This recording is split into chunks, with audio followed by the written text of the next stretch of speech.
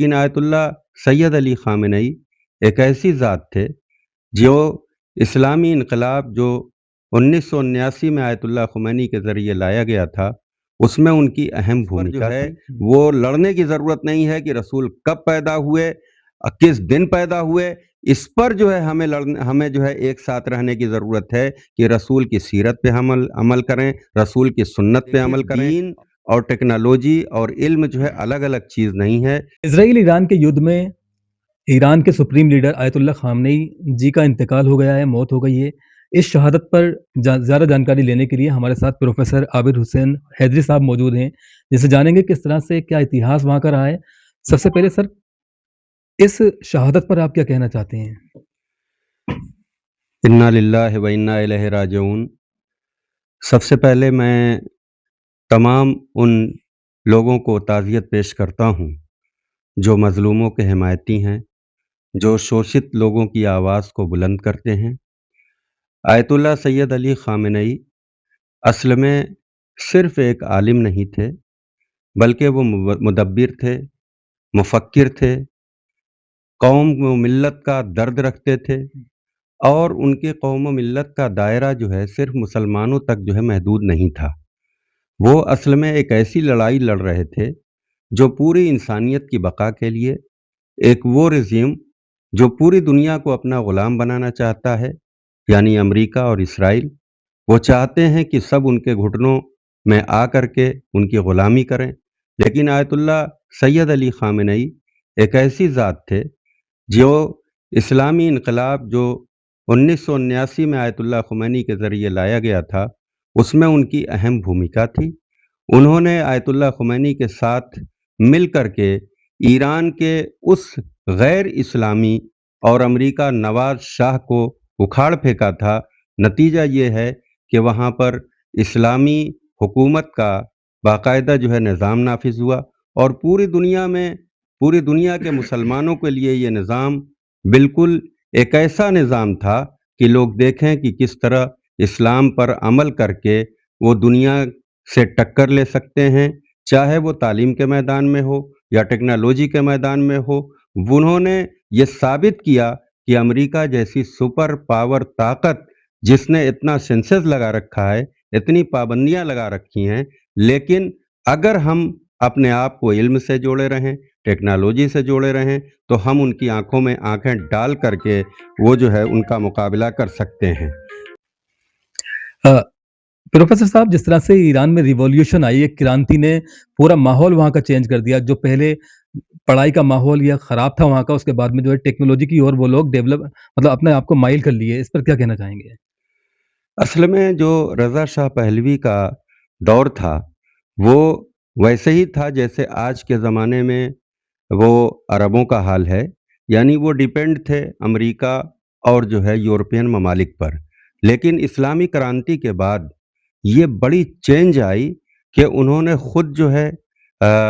چاہے وہ medical line ہو یا انجینئرنگ لائن ہو یا جو ہے آج کی نئی ٹیکنالوجی جو ہے چاہے سولر ہو، ان تمام چیزوں میں جو ہے وہ انہوں نے اس طرح اپنے آپ کو ریسرچ کے میدان میں آگے کیا کہ وہ بڑی بڑی سپر پاور طاقتوں سے جو ہے مقابلہ آج جو ہے کر رہے ہیں۔ اور انہوں نے بتا دیا کہ دیکھیے، کسی علم جو ہے اور ٹیکنالوجی کسی کی جاگیر نہیں ہے، جو محنت کرے گا، جو اس میں جو ہے اپنا وقت صرف کرے گا، اس کے ہاتھ میں ٹیکنالوجی ہوگی۔ اور یہ انہوں نے ثابت کر دیا کہ دیکھیے، دین اور ٹیکنالوجی اور علم جو ہے الگ الگ چیز نہیں ہے، بلکہ دین اسی لیے ہے کہ ایک بہتر سماج بنے، اور علم اور ٹیکنالوجی اسی لیے ہے کہ اس سماج کو بہتر طریقے سے جینے کا جو ہے وہ موقع مل سکے۔ ایران کو بدنام کرنے کی کوشش کی گئی، کہیں پردے کے نام پر تو کہیں اسلام کی سختی کے نام پر۔ کیا لگتا ہے آپ کو، کیا ایران میں ایسے لوگ ہیں جو کہ ان کے خلاف تھے؟ دیکھیے، ہر جگہ جو ہے لوگ مخالف بھی ہوتے ہیں اور موافق بھی ہوتے ہیں، لیکن میں نے خود جو ہے ایران جا کر کے دیکھا ہے کہ وہاں کی پبلک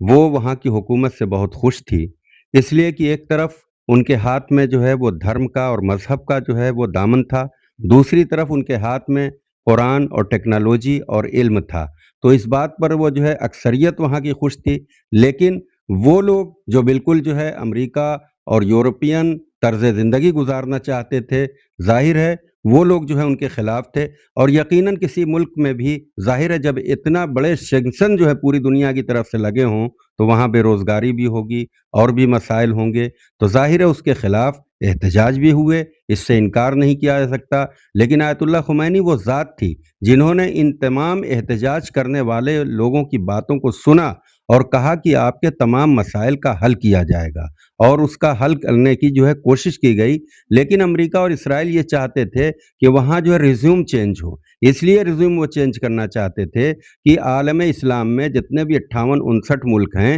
ان میں صرف اکیلا ایران تھا جو امریکہ کے آگے سر جو ہے نہیں جھکائے تھا۔ باقی جتنے اسلامی ممالک ہیں آج جو ہے وہ فلسطین کے مخالف بن کر کے اسرائیل کے جو ہے وہ دوست بن چکے ہیں۔ سن 71 میں جو فلسطین کی جنگ ہوئی تھی وہ عرب بنام جو ہے اسرائیل تھی، لیکن آج جو جنگ ہو رہی ہے وہ جو ہے ایران بنام جو ہے پوری دنیا کی جو ہے وہ طاقت ہے، چاہے وہ اسرائیل ہو یا امریکہ ہو یا یورپین ممالک ہوں۔ عرب کنٹریز کو لے کر آپ کا کیا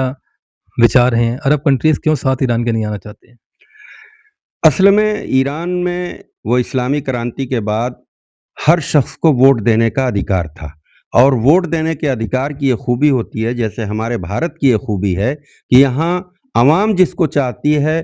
وہ جو ہے اپنا لیڈر جو ہے وہ چنتی ہے۔ لیکن عرب ممالک میں چونکہ شہنشاہیت ہے، وہاں پر جو ہے بادشاہت ہے، وہاں پہ جو ہے راجشاہی ہے، وہ لوگ یہ نہیں چاہتے کہ پبلک کو جو ہے ان کے اختیارات مل سکیں۔ وہاں پر جو ہے لوگوں پر جو ہے کچھ بھی جو ہے کیا جا سکتا ہے، کسی طرح کا جو ہے وہ قانون نافذ کیا جا سکتا ہے، وہاں کی پبلک کے ہاتھ میں کچھ نہیں ہے، نہ انہیں کوئی اختیار ہے۔ اسی لیے آج جو ہے وہاں کی پبلک صرف جو ہے وہ یعنی دولت ان کے ہاتھ میں ہے، لیکن ان کے پاس علم نہیں ہے، ان کے پاس ٹیکنالوجی نہیں ہے۔ آج جب ایران ان کے اوپر حملہ کر رہا ہے تو ان کے اندر یہ بھی صلاحیت نہیں ہے کہ وہ ان حملوں کو روک سکیں، اس لیے کہ وہ منحصر ہیں امریکہ اور اسرائیل پر، اور امریکہ نے ان کو چونکہ شیور کر رکھا تھا کہ تم ہمیں جو ہے اپنے بیسز بنانے دو اور ہم تمہاری حفاظت کریں گے، لیکن امریکہ نے ان کے پیسے سے اسرائیل کی تو حفاظت کی لیکن ان عربوں کو مار کھانے کے لیے چھوڑ دیا۔